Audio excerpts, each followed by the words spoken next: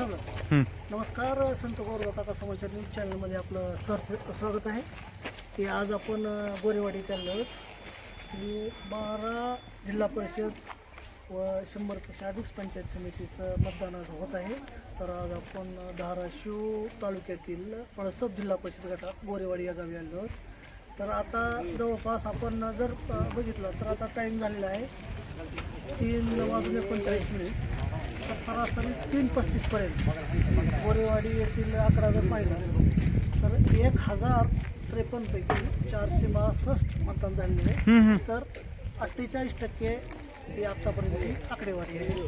तर जवळपास अजून पावणे 2 तास शिल्लक आहे. तर अजून मतदान होणे गरजेचे आहे.